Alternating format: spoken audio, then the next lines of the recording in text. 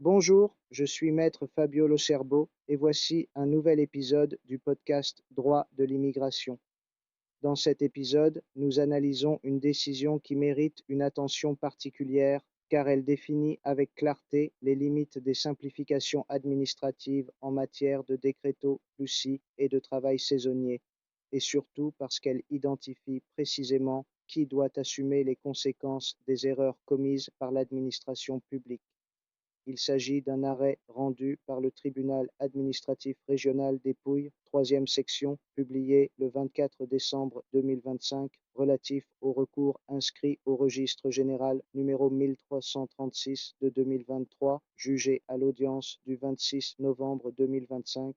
L'affaire concerne des ressortissants de pays tiers entrés légalement en Italie avec un visa pour travail salarié saisonnier dans le cadre du Decreto Flussi 2021. L'entrée a eu lieu selon les procédures simplifiées introduites par l'article 42 du décret-loi du 21 juin 2022 numéro 73, une disposition destinée à accélérer les démarches en permettant la délivrance de l'autorisation de travail avant la vérification complète de tous les éléments faisant obstacle, sous réserve d'une révocation ultérieure en cas de résultat négatif. C'est précisément sur ce point que le litige est né. Après un certain temps, la préfecture a révoqué les autorisations de travail et, par conséquent, refusé les titres de séjour en faisant valoir que l'entrée était intervenue à la suite d'une erreur informatique et en dépassement des quotas prévus par le Decreto Flussi.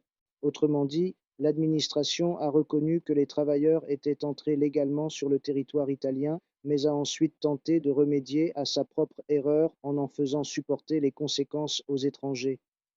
Le tribunal rejette fermement cette approche. Il affirme un principe fondamental: la vérification de la disponibilité des quotas doit intervenir ex ante et non ex post. Il n'est ni logique ni juridiquement cohérent d'autoriser l'entrée de travailleurs étrangers puis de leur refuser un titre de séjour en raison d'une erreur exclusivement imputable à l'administration. La décision clarifie également un autre point souvent mal compris dans la pratique administrative. En matière de travail saisonnier, le soi-disant titre de séjour en attente d'emploi n'est pas prévu. La loi l'exclut expressément et la jurisprudence administrative est constante depuis des années sur ce point. Il n'existe donc aucune marge pour des interprétations extensives ou créatives. Toutefois, précisément parce que l'entrée a eu lieu légalement et à l'initiative de l'administration, le tribunal estime que l'erreur ne peut conduire à une absence totale de protection.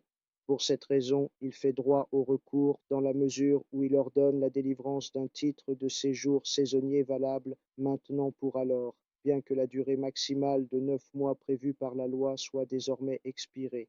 Il s'agit d'un passage juridiquement significatif. Le titre maintenant pour alors n'a pas pour objet de stabiliser la présence de l'étranger ni de transformer le travail saisonnier en un autre statut. Il vise à reconstituer correctement la situation juridique, à corriger formellement une situation entachée par l'action administrative et à préserver un intérêt résiduel susceptible d'être pertinent dans de futures procédures administratives. Le message qui se dégage est clair et, à bien des égards, conforme à une approche juridique traditionnelle.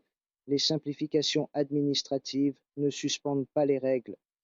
Lorsque l'État décide d'anticiper l'entrée de travailleurs étrangers pour des raisons économiques et productives, il doit assumer pleinement la responsabilité de ses propres erreurs. Ce ne peut être à l'étranger d'en supporter les conséquences.